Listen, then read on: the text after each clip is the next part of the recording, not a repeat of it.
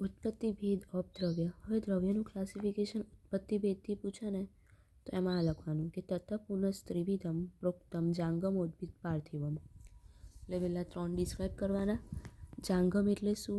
તો કે animal drugs, કે જે એનિમલમાંથી લઈએ છીએ આપણે. વસા છે, મજ્જા છે, પછી એનું મૂત્ર છે, એનું ફિશિસ, શુક્ર, અસ્થિ, સ્નાયુ, કેશ, લોમ, એ બધું. પાર્થિવ એટલે કે જે આપણે મિનરલ્સમાંથી લઈએ છીએ, જે પંચલો છે, જેમ કે કોપર, સિલ્વર, ટીન, લેડ અને આયર્ન.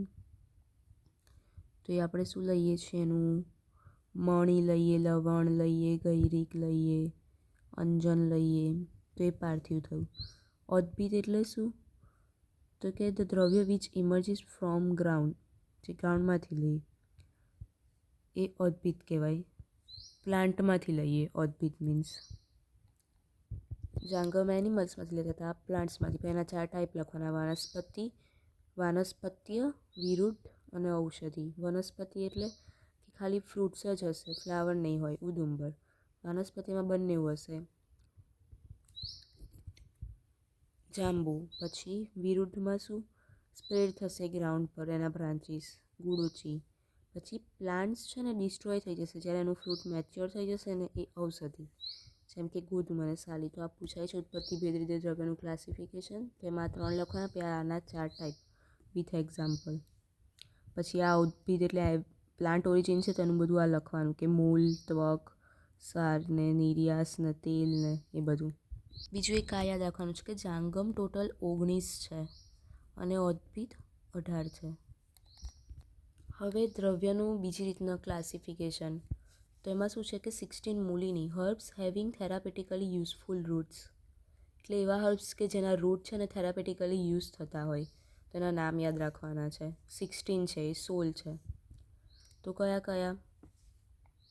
તો એ 16 કયા છે? તો એ શ્લોક પછી છે. શ્લોકને નામ યાદ રાખવાના: હસ્તિદંતી, હેમવતી, શ્યામા, પછી તીવ્રુત, પછી અધોગુદા, સપ્તલા, પછી શ્વેતપરજિતા, પછી પ્રત્યક્ષેણી, પછી સુગવાક્ષ, પછી જ્યોતિષ્મતી, બિંબી, ષણપુષ્પી, વિષાણિકા, અજગંધા, ધ્રવંતી અને ક્ષીરિની. આમ કરીને 16 મૂલ થયા એના.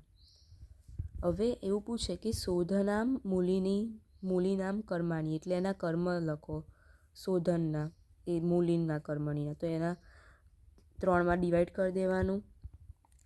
અહીં લખવાનું વમન, પછી અહીંયા લખવાનું શિરસ વિરેચન, નશ્ય. અહીંયા નશ્ય લખવાનું અને અહીંયા વિરેચન લખવાનું. તો વમન કોણ કરશે આ 16માંથી?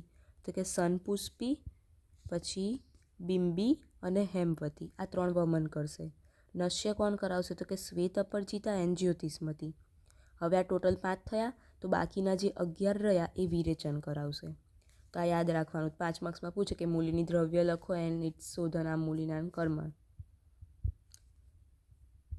પછી અહીંયા સેમ છે. અહીંયા શું? 19 ફલિની, એટલે કે હવે એવા પ્લાન્ટ કે જેમના ફળ યુઝ થતા હોય થેરાપેટિક માટે. બરાબર? પેલા શું હતા? રૂટ હતા. આ ફળ. તો એમાં શું છે? શંખિની, પછી વિડંગ, ત્રપુષ, મદન, ધામાર્ગવ, ઇક્ષ્વકુ, જીમૂત, કીર્તવેધન, યષ્ટિમધુ. યષ્ટિમધુ 2 છે, એક માર્સીલેન્ડમાં અને ડ્રાયલેન્ડમાં થનાર. કરંજ, પછી ઉદરક્રિયા, અપામાર્ગ, અભય, અંતકોપુષ્ટિ, હસ્તિવંતી, કંપિલક, આરગવત,